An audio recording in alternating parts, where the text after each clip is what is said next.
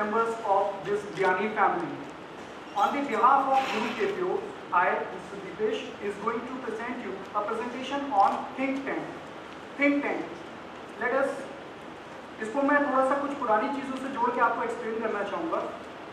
मेरी बात शुरू होती है एक संस्कृत के वाक्य से, जो कुछ इस तरह है। ओम अज्ञान तिमिरान्धस्य ज्ञानांजन शलाकया चक्षुरुन्मीलितं येन तस्मै श्री गुरुवे नमः।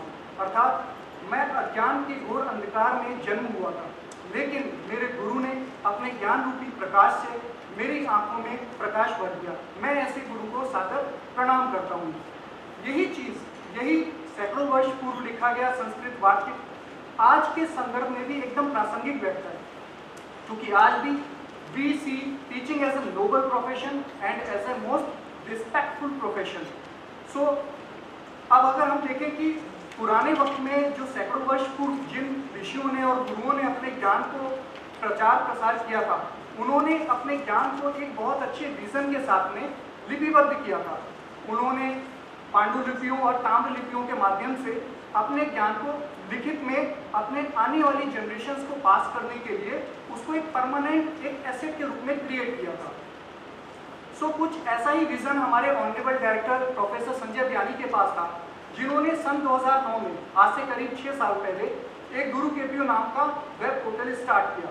उसका विजन ये था कि हम एक ऑनलाइन एजुकेशन, एक डिजिटल एजुकेशन जो इजीली अवेलेबल हो, इजीली एक्सेसिबल हो, सभी स्टूडेंट्स के लिए फ्रीली अवेलेबल हो। एक ऐसे ग्रेट विजन के साथ हमारे विजनरी डायरेक्टर ने गुरु केपीओ पोर्टल का स्टार्टिंग किया था। अब अभी हमने सुना कि कल ही हमारे ऑनरेबल प्राइम मिनिस्टर ने एक डिजिटल इंडिया वीक लॉन्च किया है। सो डिजिटल इंडिया वीक के अंदर उन्होंने एम्फेसिस किया है कि डिजिटल गवर्नेंस, डिजिटल एजुकेशन और most of the things, governance और इससे रिलेटेड सभी चीज़ों को डिजिटल फॉर्म में लेकर के आने का प्रयास है। इससे एक पारदर्शिता बढ़ेगी, इजी एक्सेसिबिलिटी बढ़ेगी, सभी लोग इजीली यूज मैटर को, उस सर्विस को एक्सेस कर सकेंगे। सो यही विजन हमारे डायरेक्टर ने सन 2009 में शुरू कर दिया था, जो आज भी धीरे धीरे आप जैसे बहुत से सैकड़ों टीचर्स के सहयोग से धीरे धीरे बड़ा रूप देता जा रहा है।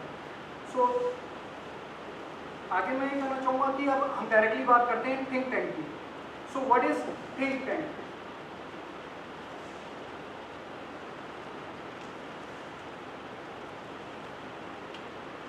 थिंक टैंक को अगर मैं थोड़ा सा समराइज करके कहना चाहूँ तो think tank is a think and tank. इसको अगर हम अलग अलग देखें तो थिंक एंड टैंक, आपने जो कुछ पढ़ा, जो कुछ पढ़ने के बाद में उसका जो आपने थिंक किया, आपने जो नॉलेज निकल करके आया, उस नॉलेज को आपने एक टैंक में भर दिया। So that become a think tank. उस टैंक के अंदर आपका नॉलेज भरा हुआ है। अब नॉलेज कोई एक फिजिकल एंटिटी तो है नहीं कि उसको हमने भर दिया, उसको हम नॉलेज को भरते हैं रिटन टेक्स्ट में। सो आपने अपने सब्जेक्ट से रिलेटेड, आपने अपने सिलेबस के अकॉर्डिंग जो भी चीज़ें, जो भी नॉलेज गेन किया है आज तक, जो भी नॉलेज आप फ्यूचर में गेन कर रहे हैं, जो भी आप पढ़ाना चाह रहे हैं, जो आप पढ़ा रहे हैं बच्चों को, उस सारी नॉलेज को, आपके पॉइंट ऑफ व्यू को, आपके पर्सपेक्टिव को, जो सही होना चाहिए, मतलब ऐसा नहीं कि टोटली पैराडिग्म शिफ्ट हो, जो आपके सब्जेक्ट से रिलेटेड हो, उन चीज़ों को सिलेबस वाइज आपको कंपाइल करना होता है। That is called our think tank. ये डिफरेंट इसलिए है क्योंकि ये मैटर कॉपीड नहीं होता। आप कहीं से भी कॉपी करेंगे, हम तुरंत पकड़ लेंगे। हमारा कॉपी चेक सिस्टम बहुत ही स्मार्ट है। जैसे कि आप किसी तरीके का गूगल से कॉपी नहीं कर सकते, आप किसी दूसरे विकिपीडिया से कॉपी नहीं कर सकते। हाँ, आप पढ़ सकते हैं, आप उनका रेफरेंस ले सकते हैं और उन चीज़ों को अपने शब्दों में, अपनी नॉलेज में लिख सकते हैं। So that is our think tank. अब how it is useful for your profile. आप में से कितने लोगों ने कभी कोई रिसर्च पेपर लिखा है? Please raise your hands. Okay, so research paper लिखना और पब्लिकेशन होना, उसके बाद जो एक फील आता है, अच्छा लगता है ना कि हाँ मैंने कुछ लिखा है, मेरा नाम आया यहाँ पे, मैंने अपने सब्जेक्ट को कुछ कंट्रीब्यूट किया। आज तक मैं दूसरे टीचर्स से पढ़ता था, ठीक है, उनका लिखा हुआ पढ़ता था, मैं दूसरों का लिखा हुआ ज्ञान पढ़ के दूसरों को पढ़ाता था।